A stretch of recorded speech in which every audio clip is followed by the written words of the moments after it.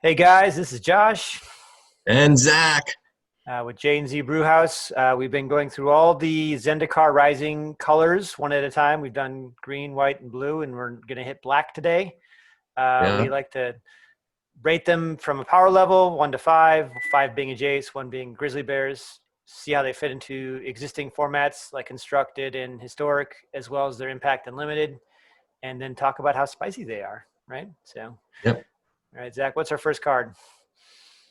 So again, if you've caught any of the previous ones, these cards are coming out a mile a minute right now. So typically what we're doing is looking at the things that came out within the last 24 hours. And so that is like constantly changing. But as we're going into black here, it's Hagra's Mauling, which is a flip card. It's got Hagra's Brood Pit on the other side. Hagra's Brood Pit is a swamp, basically comes in tapped. But the Hagra's Mauling is an instant, and this spell costs 1 less to cast if an opponent controls no basic lands, destroy target creature. So interesting, but for 4 mana, what decks are out there that basically are playing 0 basic lands? Yeah, Especially with shock lands kind of for rolling sure. out. For standard, like, yeah, this seems less and less likely. I guess in some of the more eternal formats or the modern or something like that, that might be more common. But even then, Yeah. for 3 mana, that's not that good of a discount when you could be playing Maelstrom Pulse or something like that in some of the more extended formats. So I'm not even sure why this is a rare, to be honest. I It's kind mean, of bizarre to me. exactly. I'm in the same boat. Do you think 4 mana to do a removal, and there's enough other things that are removal that work better for Right. 3 For three already? or two With even, yeah. right. So The, I the, don't the only thing I necessarily can like it. Yeah, the only thing I can think about is that Wizards must have play tested this whole dual mode thing, and they've been very careful because every card that they've made dual mode, it seems like it's costed 1 or so extra mana than you would expect to see an effect like this cost. So that Right. must be really indicative of again how powerful it is to be able to slot in a spell where your land would normally go. That's the only thing I can think of. That people are playing actually 0 basic lands, and every card that they have is a flip card. Not even that, just the. I mean, I'm thinking it from the other side. I'm taking the discount out. I'm just thinking it like from a 4 mana destroy target creature spell at Yeah. instant speed. By virtue of saying instead of playing 24 swamps in my deck, I'm going to play 23 swamps in a Hagra's Mauling, and that's just a really powerful benefit of having these dual. That's what I'm thinking about, not the discount. Because you're right, I think that's going to come up almost never in standard. Yeah. Everybody's got to at least have a couple standard common lands in there, especially with Fable Passage being a thing. So Right. yeah. All So right. I mean, honestly, I think without giving it like a full blown rating, we kind of discussed it. Mhm. So moving on, Yep. there's an uncommon that is the Skyclave Shadowcat. It costs 3 and a swamp, and has the ability to pay 1 in a swamp, sacrifice another creature, and put a 1/1 counter on the Skyclave Shadowcat. And Mhm. whenever a creature you control with a 1/1 counter on it dies, draw a card. So as a 3/3 for 4, with the sacrifice potential to play into a counters deck. I read that wrong.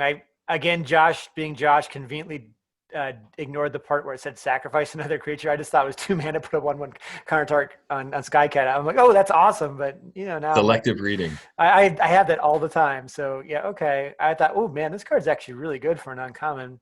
I still like it. Yeah. Don't get me wrong. I love the second line of text because that's my favorite thing to do, draw cards. But Right. yeah, And again, I think this is the one of the benefits. Again, it's not a tap condition, so he can come in and do this right away. right. And as soon And as in he does it response to right away, removal too, for sure. exactly. Hmm. So you play him pre-combat, you attack with things on combat, you can sack something Hmm. if you had the 6 mana out, and then potentially pump, you know, him. Yep. So I it's don't see it. I interesting. don't see it making constructed probably, but in limited, it's going to be a pain for sure. Yep. So Yeah, it could be a fun one. yeah, It's a 2. yep. I'm okay with that. I mean, in limited, I would give it like a 3.5, but in constructed, Yeah. yeah, 2. All right, So we can skip over the common there. the little common there, and we'll get right into the big beefy guys, right? It's a mythic So rare, right? yes, moving to our mythic rares. Mhm. Two mythic rares have been previewed so far, and it looks like it's Drana, the Last Blood Chief, which is a 3 and 2 black to play a legendary creature vampire cleric flying. Whenever Drana, the Last Blood Chief attacks, defending player chooses a non-legendary creature in your graveyard. You return that card to the battlefield with a 1/1 counter on it, and the creature is a vampire in addition to its other types. Guess what's going into my Eerie Ultimatum deck? Yeah. I mean, honestly, how much fun is it to be able to get more of your own stuff back, Right. right? And then make it bigger.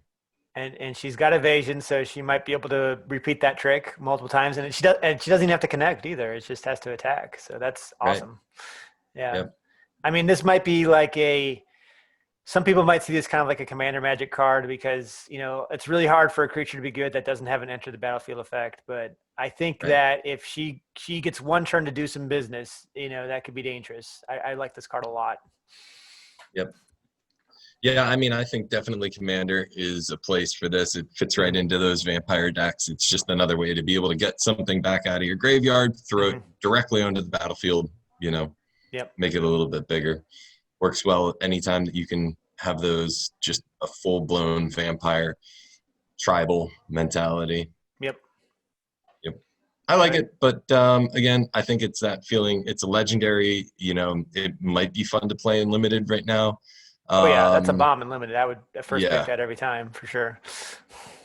But when it comes to constructed, I don't know exactly where it's going to fit right now. Yeah. I mean, it's pretty good for Reanimator. I mean, obviously, you'd love to see this thing give this thing haste somehow. That's where I would like, just so you can try to make sure you get value out of her if she hits the board. So, yeah. But yeah, I mean, you're right. I think I like this card a lot, and I'm gonna rate higher than it probably actually gonna impact the form. I'll give it like a 3, even though I know cards like this generally don't see competitive play often. So right. Yeah. I'm with you on that. Mm-hmm. So next one is Scourge of the Skyclaves. Got a beefy $22 price tag on it. It reminds me of a modern card, Death's Shadow. Similar effect. So that's probably one of the reasons why this card is driving up the price, to have redundancy in another card like Death's Shadow, which could become like a 13/13 for very, really, really little mana. And I think really when you evaluate this card, you have to take out the kicker, because I think this card is really about dropping for 2 mana something that maybe you've gotten somebody down to 15 life or something like that, at which point it's going to be like a 5/5 for 2 mana or something like that. So if I'm reading it right, is it power and toughness are equal to 20 minus the highest life total among players? So, and black has no problem spending its own life to do things too. So if you're both at 15, you're dropping a 5/5 for 2 mana, which is insane. So 20 minus the highest life total. So and this is that's definitely the key, because it doesn't matter how much damage you're doing to your opponent at that point in time, your life has to be low too. Right. So I mean, okay, he shows up and nobody's done any damage. He doesn't really have much going on, but he dies instantly. Then at that point, so you can't Right, play him on an empty board. So he's got a low. Exactly. We talk about the ceiling and the floor. He's got a bad floor, because at worst case scenario, he's completely useless. So And then he has no evasion. There's nothing that he's going to do to be able to protect himself from eliminates or other basic removals, unless he is super huge. So, I mean, he looks really cool, but I can imagine, getting one in the limited draft and trying to figure out how to, play it in there. And, those times where you're hanging on to a card in your hand, waiting to see if it's going to actually work. And then an opponent finds a way to make you discard or mill it. So that's very fair. In limited, I would rate this guy much lower. I'm just going to say, in some constructed formats like modern, this guy's a 5. He's going to be format defining, but in maybe in standard, maybe not as much, but don't get me wrong, this guy's very powerful. This is a power creep card. The other thing I want to talk about is more of a janky thing, but I've been trying to make that deck work with in Historic, that they spoiled that red card for 4 mana. It does 10 damage to somebody for 4 mana if they exactly have 10 life. And that could be another piece in that, though. Again, 7 mana is very hard to pull off before being dead in Historic. So, anyways. Nope. Fun things, right? Anytime you get one of those wheels turned in with some synergies, it's always thinking, Right. like, okay, how can I make this work? So, Yeah. yeah, I think he's fun, but again, I probably put him at like the 3 mark at best right now. But you know, it might come back different after people play it and you realize, oh my goodness, I completely forgot about this one interaction. I just look at him as like a Tarmogoyf kind of thing, like just a really, really aggressively casted creature that, is not that hard to enable. People are always losing life. So, depending against the matchup. But anyways, yeah. I would just say I would put these in the sideboard against red deck wins. Yeah. All right. So moving on, we've got, all right, so the coveted prize, right? You've got the sorcery. It's a 5-drop. The spell costs 1 less to cast for each creature in your party. So party mentality, again, the more creatures you have in your party, the better off this is. And this card says, search your library for a card, put it into your hand, then shuffle your library. If you have a full party, you may cast the spell with converted mana cost 4 or less from your hand without paying its mana cost. I love this card, man. I love it. Yeah, cheating something into play. I mean, it is everything that you love, right? Yes. For 1 black mana, that's the ceiling, right? 1 black mana to cast, find and cast a 4 mana casting cost card. That is awesome. Yeah. Yep. And really and truly, like 4 mana might be like, this might be the high end of your curve at that 5 mana point in the deck that you're trying to make this work in. Right. Now, but let's talk about the floor. Is this card is terrible if you don't have a full party. It's like really bad. You're not going to get that for free. You get to find something, but yeah, that's the one bad thing. I mean, you could get like a slightly discounted demonic tutor kind of thing, which could be cool, and you don't have to pay the 3 life. But I guess I won't say terrible. Even if you have 1 or 2 party members, and paying 3 mana and I'm assuming is a party deck, to find a 3rd party member is kind of cool. So right. Yeah. Depending on the other party mentality that you've got going on. Yep. I think as a rare, it's going to do a lot of things that people want it to do as a rare. Like you're saying, you can dig through, find it, and then play it. Yep. And even if you don't, it's still potentially going to find a piece that if everything else is working out. So I'm cool with it as is. Again, it's going to be in the party deck. So being that I haven't made a party deck, I don't really know how to rate it. Right. I don't know if it's going to be rated higher than something else if you really do have difficult time, like needing to tutor up the other elements. Yep. So, so we could split the difference and say like a 3, because we don't know. It could be higher, it could be lower, right? Yeah. Depending on how bonkers party is. It seems like party has a lot of support in this format for sure, though. For sure. Yeah. All right, what do we got next here? Yeah, the next one's the Inscription. So the Inscription of Ruin, this is one of those series of sorceries for each color where you've got this ability to kick it and then potentially choose any number of these potential little tricks, basically. As mentioned before, very reminiscent of the whole command series, Cryptic Command being the poster child for that, but yeah. Yep. Yeah.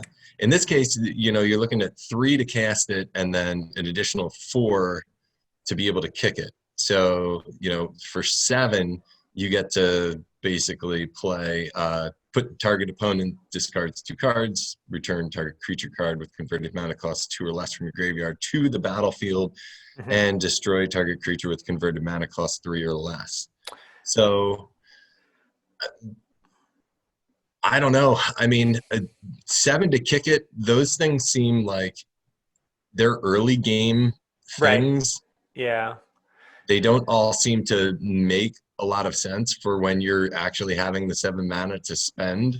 Right. Like discarding 2 cards when you have 7 mana is, depending against the matchup, is usually not relevant. They're most likely, unless it's a control deck, they're going to be top mech mode at that point. So. Yep.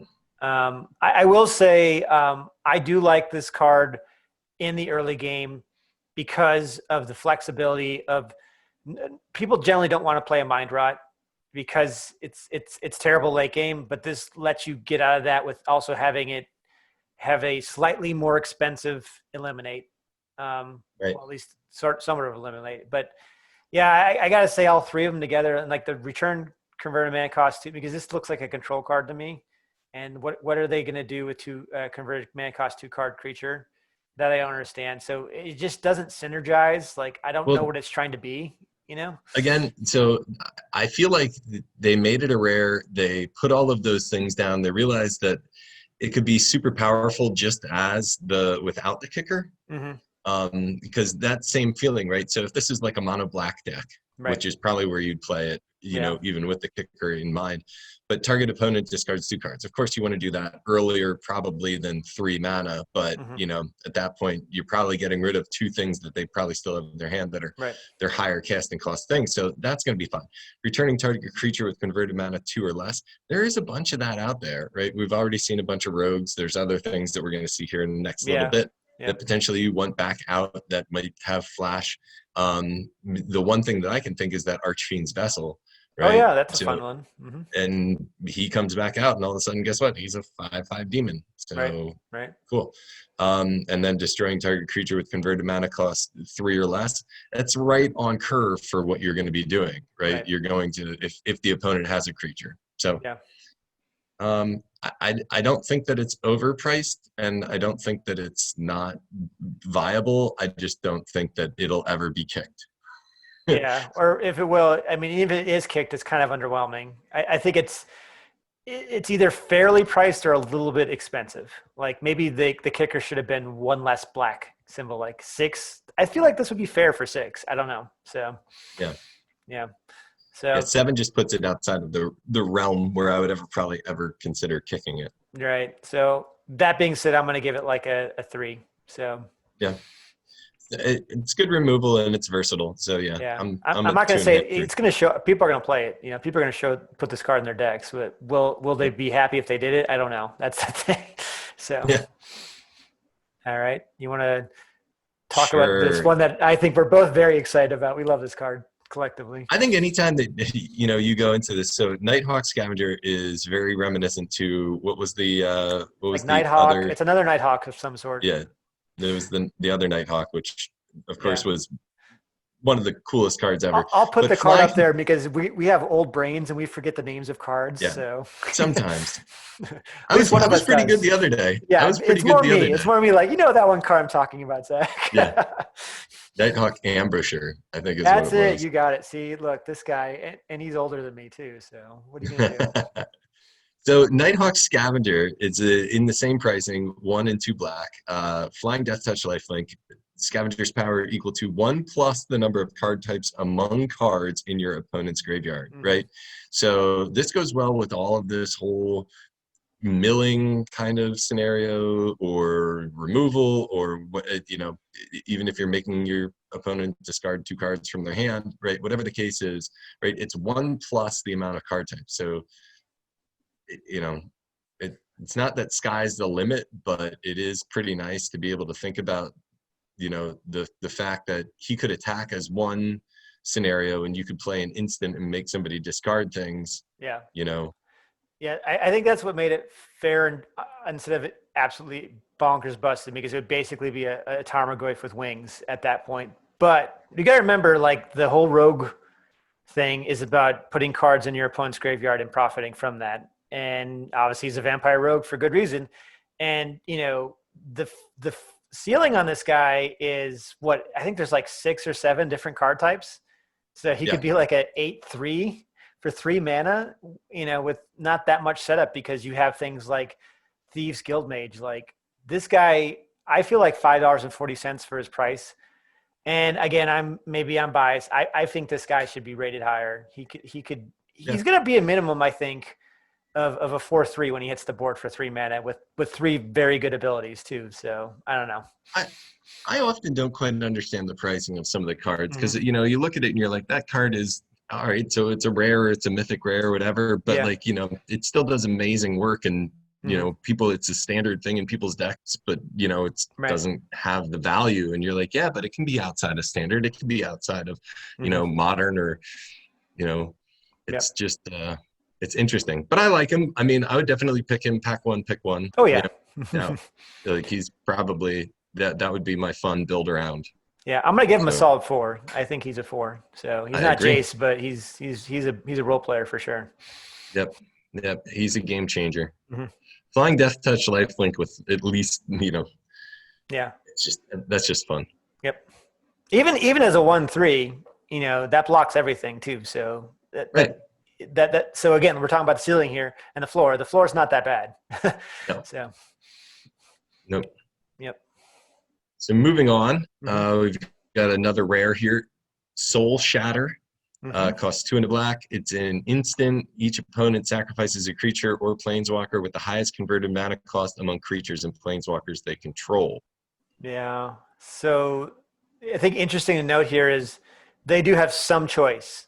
So if there's a scenario where they have a 3 casting cost, like let's say they have an Uro and a Narset with 1 loyalty on it, they can sacrifice the Narset and leave the Uro because it's their choice. Uh, Right. that makes me sad. So I don't know. I would play this over something like Eliminate um, because of that. Yep. Yeah, and the 3 mana casting cost too. So I Right. mean, yes, it does target both Hmm. creatures and planeswalkers, and potentially something that is outside of the 3 mana casting cost, but Right. it kind of becomes an uncertain scenario. So Right. unless you're playing everything that is removal, this is Right. just my removal deck. Yeah. I think Um, this is better removal to rely on yeah. than this one. So yeah, I mean, I'll pick it up in limited, but Yep. I don't even, man, honestly, I don't even know if I would first pick this in limited. Like there's a common removal in limited that we're going to show you in a minute that is, I think, better than this. So, Yeah. I don't know. Yep. I mean, I'm going to give it a 2. It is removal. Yeah. It does have some versatility to it. Yep. I Yeah, don't think it's I'm more with than a you. 2. Two in constructed and limited, I'll give it like a 3. But yeah, because removal is removal. Let's not get it right. Yes. And it is going to be their highest casting cost. And limited, most of the time, that's just going to be a creature. They're not going to have a planeswalker. So usually that's the one you want to Right. target. Yeah. Yeah. All right. Yep. Next one, we've got a legendary creature. It's a demon cleric. It's Taborax. Tabaraks. Yep. Hope's Demise, right? He looks like a demon cleric. He That's for does. sure. Yeah. I mean, I think that anytime they get him situated like that with the wings out, standing on like some sort of weird like mountain pedestal, Yeah. you're like, all right, dude, seriously, Yeah. just take it easy on me. Yeah. Take it. Calm down there, buddy. Yeah. So crazy part is he's a 3-drop. He's a 2/2 with flying. He has lifelink as long as it has 5 or more 1/1 counters on it, Uh-huh. right? So right away, that first thing you're like, okay, lifelink if he has 5 or more. So where is he getting all these counters? Well, it says whenever another non-token creature you control dies, put a 1/1 counter on Taborax. And if that creature was a cleric, you may draw a card. If you do, you lose 1 life. I'm like frantically looking up clerics that make this guy. I mean, I also I gotta say it's just a crying shame that cat oven is not a thing because this guy would go ape. You know what? With a cat Yeah, oven in play, cooking cats left and right. He would picking get very cats, big quickly. But right? I love death trigger cards like this. He's a lot of setup. Don't get me wrong. And he's gonna have a huge bullseye on his head. Right. So that being said, I mean, in limited, he's a bomb. He's like a 4.5, 5 in limited. In constructed, I'm going to give him like a 3. Yeah. I mean, honestly, it's like how many clerics are you probably running in this to really Right. get the full value out of it? Hmm. Because the card draw is probably more exciting almost than the The +1/+1. Yeah, that's true. Yeah, I guess it Because really that's depends. Like gonna if there's some bonkers cleric that makes this guy loop and go crazy, if like a similar thing to Cat Oven, then this guy, his value goes way up. Yep. Yeah. Yeah. So I'm kind of in the same boat. I think that for me, I look at him like, okay, he's probably in a 3, Hmm. maybe 3.5 at Hmm. his high for me right now Yeah. until we see something else, like you said. Right. Right. Okay. On to the next. We're moving out of the rares, going into our set of uncommons here. We've got Acquisitions Expert, which is a human rogue. So again, back to our rogue mentality. Acquisitions Expert enters the battlefield. Target opponent reveals a number of cards from their hand equal to the number of creatures in your party. You choose one of those cards. That player discards that card. So this card is essentially an upgrade to Burglar Rat. It's got slightly more toughness, which is very relevant, 1/2. And in the event that you have a full party, he scales nicely and becomes more selective in his discard. But at a minimum, this guy's making them discard a card, and you get to keep the body. So that's great. I mean, I love everything about this card. Yeah, I mean, I think that it's potentially more impactful than I would think that it is. Again, I think I want to see exactly how all the rogues play out before I start thinking about it in constructed. In limited, yeah, it's totally fun. Get a couple of these and make somebody discard some of their best stuff. Right. Yep. Go for it. Worst case scenario, and this is not even that bad. So worst case scenario, you play the triggers on the stack, and he's the only card you have in play, and they remove him in response. They've essentially got rid of a card anyways. They've wasted the removal on a 1/2. So yeah, that's not even that big of a drawback. So in best case scenario, he hits the board, I don't know, turn 3 or 4 when you've already dropped a few, party members out there, and you're looking through their hand and picking which card you that's the most, vile and getting rid of it. So, and Burglar Rat saw play. Yorion is still around. This guy will probably slot in a Yorion deck as an upgrade to Burglar Rat. So, yeah. People are still playing Fern Lurkers or Fen Lurkers. Fen Lurkers. Too. Yep. So, I mean, any hand hate is good hand hate, I guess. Right, especially when it comes with a free body too. So, right. All right. Moving on, we've got another one of the flip cards. I believe they are now considered. It's modals. Modals as they call it. And I'm going to apologize in advance to whoever took a screenshot of this thing. The quality on this card is very, very blurry. So I'm going to put it up as is. But what are you going to do? Black Bloom Rogue and Black Bloom Bog. Right. So you've got the ability to play it as a land.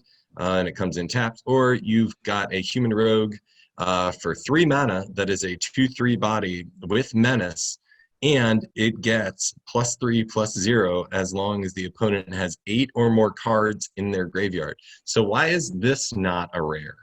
Yeah, that's a good point, because you think about it, best case scenario, it's a 5/3 menace for 3 mana. And menace is not a terrible ability against like control decks and stuff. And again, we talked about why I think these cards, these dual mode cards, are sometimes cost a little bit higher than they are. It's just such an advantage to say, I'm taking a swamp out of my deck and I'm putting in this card instead, and I'm not really going to get mana screwed anymore. So, I like this card. Again, I think as the rogues go for a 3-drop, this one's really powerful. And we can keep kicking that sweet land modal thing down the road here, but I think the idea of menace and the fact that this is the rogues, you're going to be milling people, right? Their graveyard's going to get full, right? So yeah, I mean, a 5/3 with menace, and then just think about throwing some evasion on it. I mean, demonic embrace, something like that. Yeah, that's true. It's a big body, a demonic embrace. Yeah, I like it. I mean, I'll give it a 3.5, maybe. Maybe it will actually see. I think it will see constructed play. Amazing to say that, but it will. Yep. Yeah, I think I like that one a lot out of many of what we've seen so far. I just the feel dual mode ones. Yeah, I think there's only a handful that we've actually liked enough to put in our decks. So, and this might be one of them. Yep. All right. So moving on, we've got the Blood Chief's Thirst. It is a 1 mana sorcery. It has kicker 2 and a swamp, and it says destroy target creature or planeswalker with converted mana cost 2 or less. If the spell was kicked, instead destroy target creature or planeswalker. Yeah. So I'm thinking about a card that actually sees play sometimes called Disfigure. And the only thing that, if this thing was instant speed, I guarantee you this is going to see play. The fact that sorcery makes it, I still think it'll probably see play, just because you really, really want to be able to remove that turn 1 fervent champion, right? And then later on, you want to be able to take out their stupid goblin or what's that dwarf lord that I hate with a passion. You can tell I hate red cards. Anyways, I just want to be able to. Thorbin, son of Thran. Yeah, that guy. Son of that guy.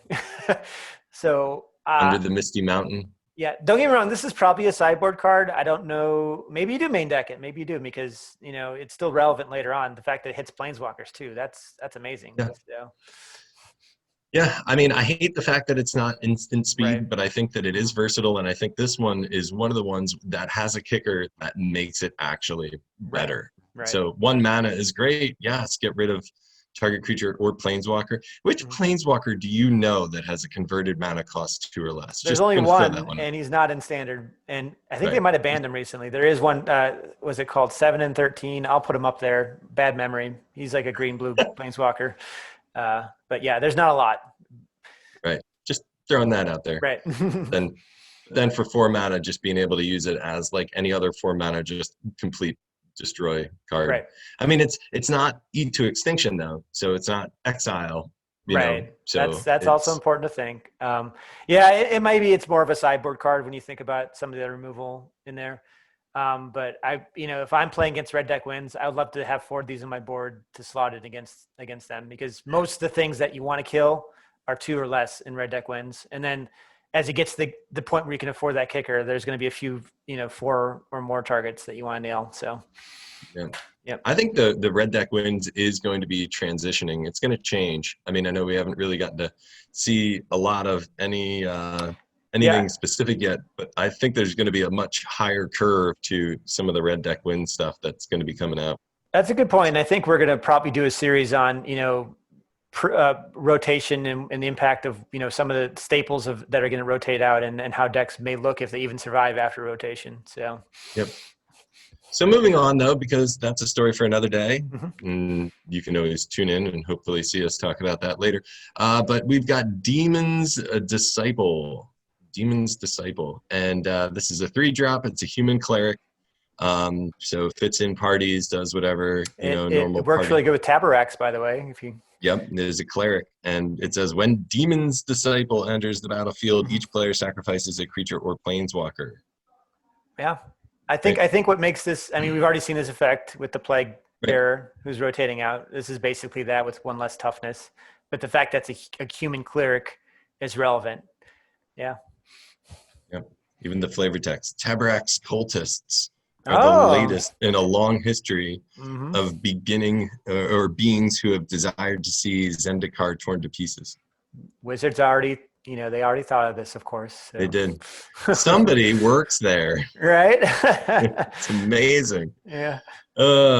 So, I mean, I don't really care too much for it right now. It'll be interesting to see how it all plays out. Well, I will say that Plague Bearer, in some jankier decks, it did make an appearance now and then. So I'm not going to write him off, but I'm going to give him like a 2.5, a 2. Yeah. We'll see. So Too. yeah. Also, you got to remember, Plague Bearer brought discard into play too. So if they had an empty board, they were still making him discard a card. But Yeah. not that I thought that was that relevant. Anyways. So the next one's a little interesting. Yeah, this is a bizarre card, man. Right. My goodness. Were you reading it over there, just trying to figure out exactly what it does? Yeah, I read it before, and I'm like, yeah. So go ahead and It's a Lithoform Flight, 2 mana. It's an enchantment aura, right? So this is an enchant land. Mhm. When it enters the battlefield, you draw a card, so it replaces itself right away. But the enchanted land loses all land types and abilities and has tap, add 1 colorless, and tap, pay 1 life, add 1 mana of any color. I got to say that this is the second card, and there's going to be another card farther down that is violating some very important color pie rules. This is a green card, up and down. The only thing that makes it somewhat black is you're paying the 1 life for it. But Right. why is this in the black color pie? What are you doing, Wizards? I don't get it.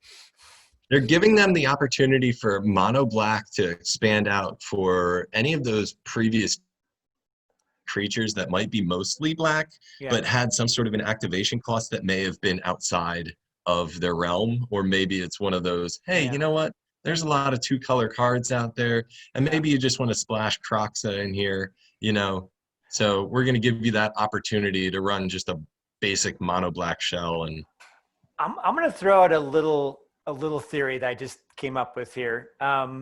It seems that Wizards loves to leave Easter eggs or breadcrumbs or whatever you call them in existing sets that kind of hint at maybe what's coming in the future.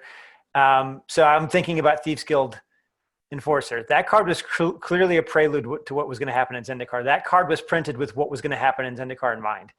Yeah. This card, it almost makes me think that they're going to go back to Future Sight because they're doing the color manipulation, which they did in Future Sight. Future Sight saw a card Damnation.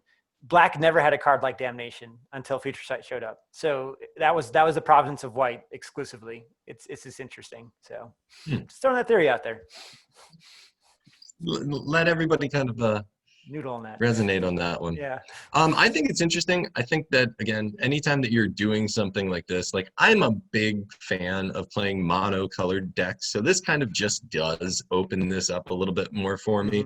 If I would want to splash in, green for the new Nissa, or if I wanted to splash red for the Croxa, into a shell that I really feel is pretty consistent. So I don't mind it. I think that paying 1 life, I think there's enough like life gain stuff. And as we kind of talked about before, the Nighthawk is kind of sweet and probably going to be in whatever deck I make. That's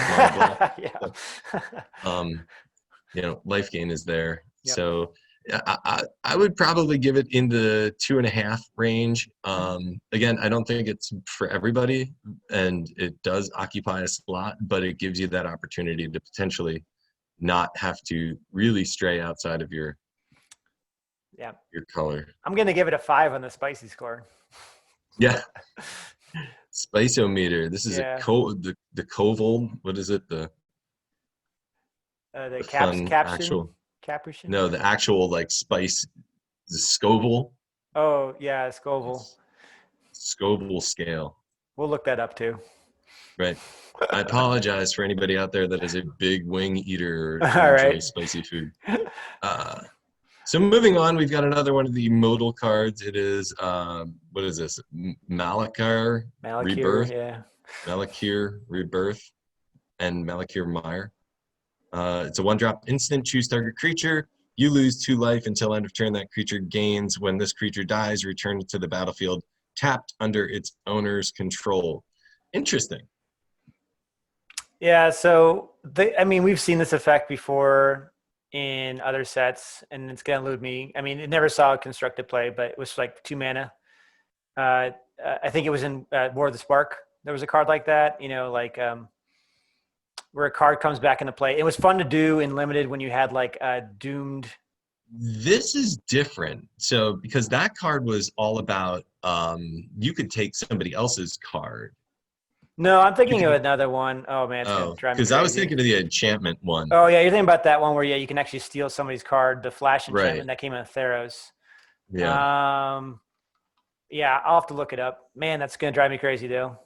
It's an instant. It came out in War of Spark, like Abnormal Endurance. That's the one I'm thinking about. When this creature dies, return it to the battlefield tapped under its owner's control. And it was 2 mana instant.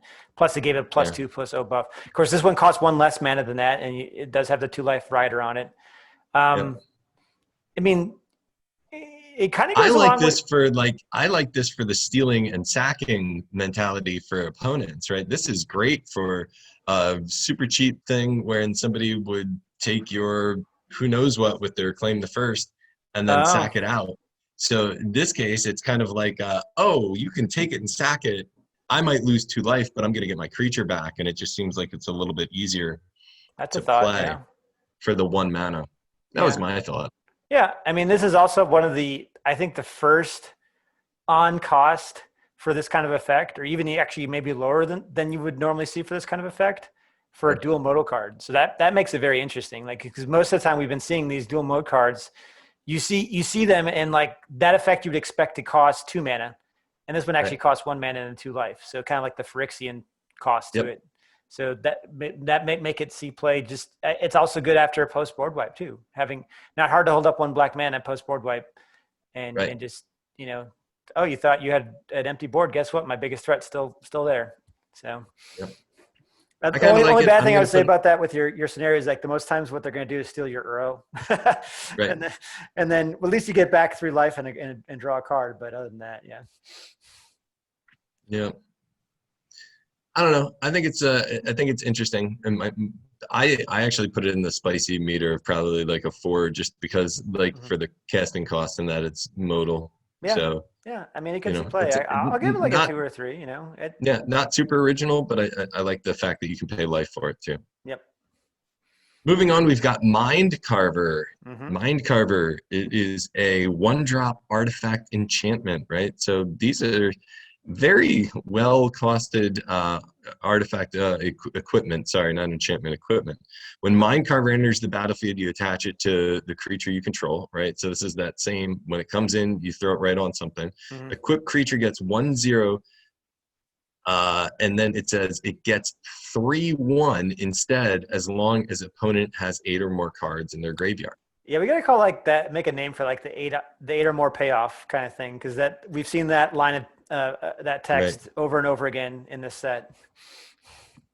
Yeah, we'll figure it out. We'll come up with something spicy. I don't have anything.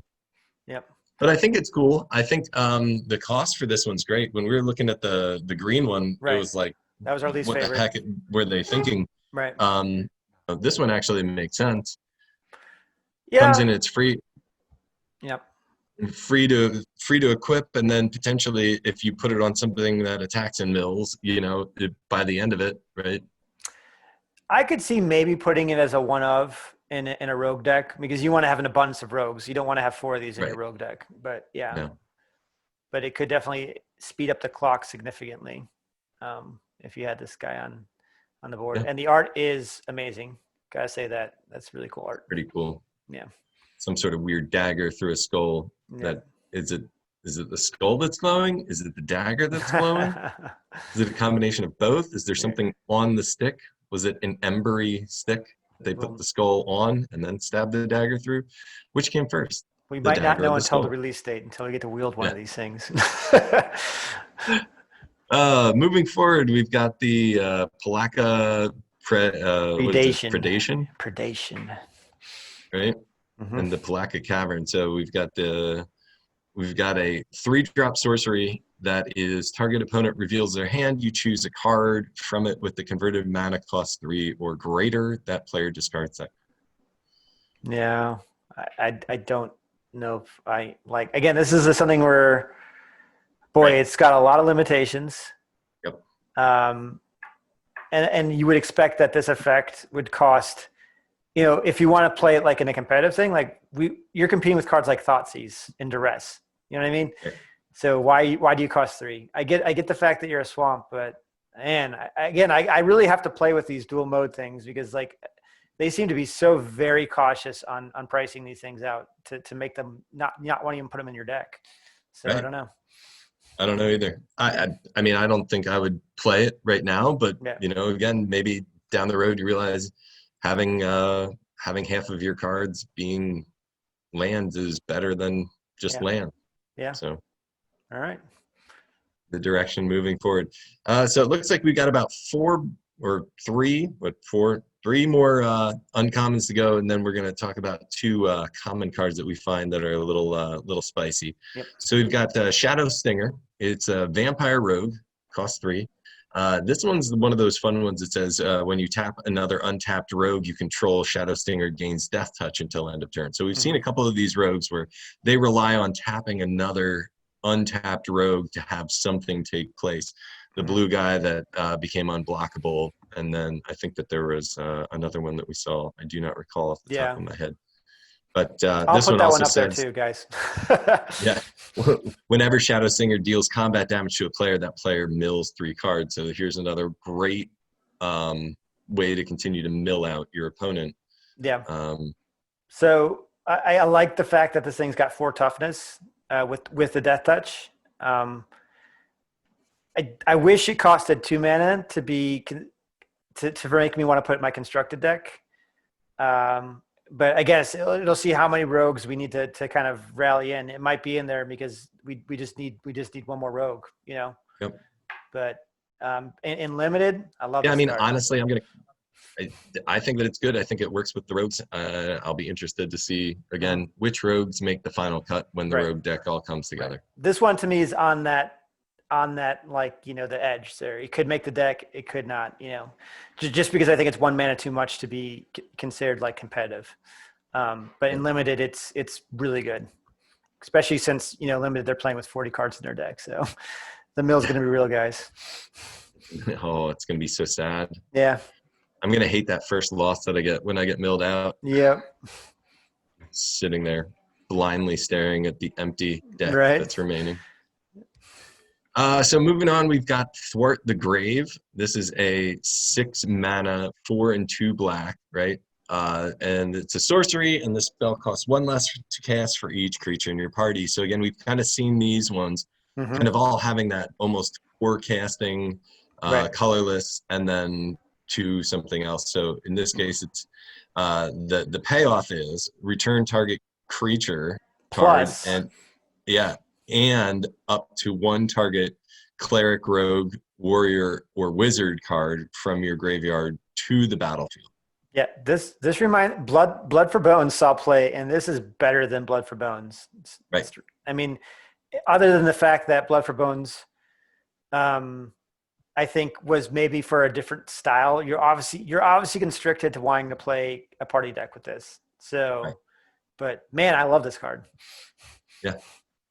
Yeah, I like it too. I think, again, like by the time that you get up to that 6 mana, you probably have some of those elements already in the graveyard from, your early onslaught with your party. Right. So, being able to, or maybe you have it in your own self-mill kind of deck where you're just pumping a bunch of things into there so that you can get it back out and reanimate.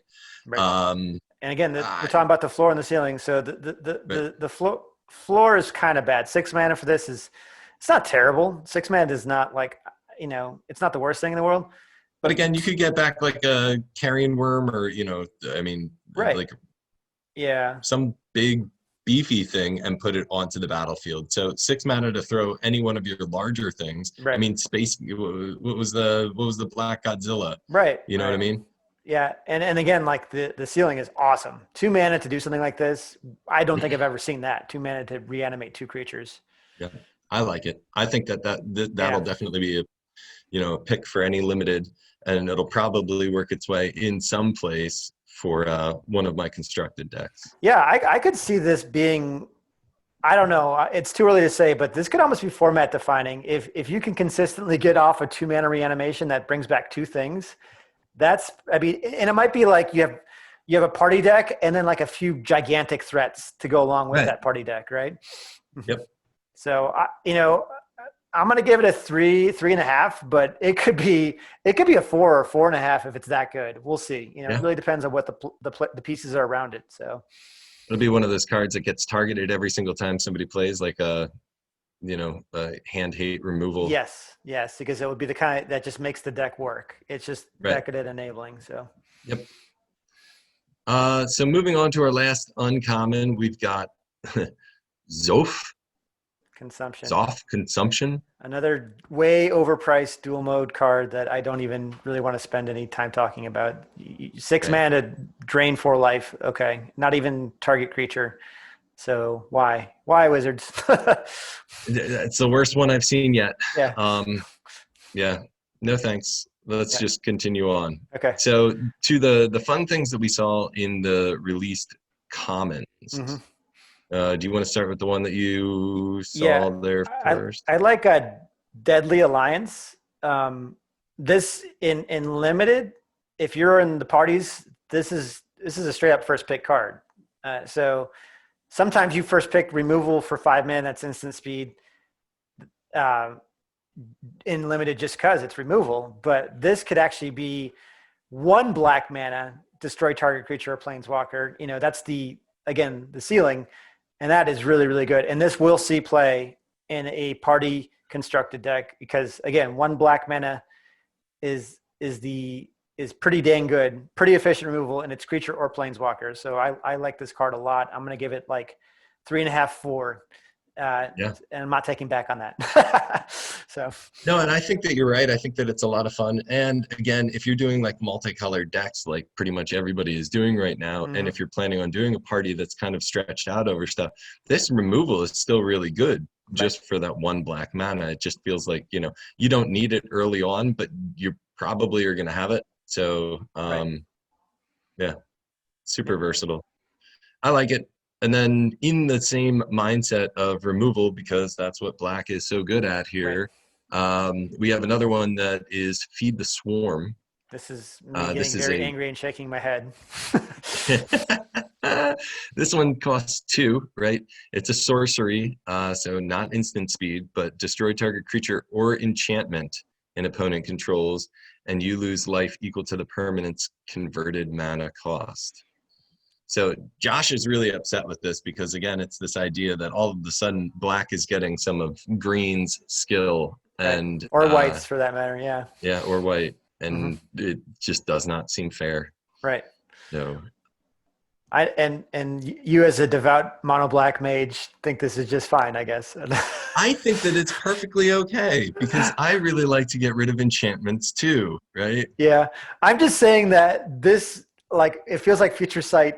We're coming back to Future Sight because this is exactly the kind of card you would have saw in Future Sight. We're like, wait, this card does not do this thing. What are we doing here?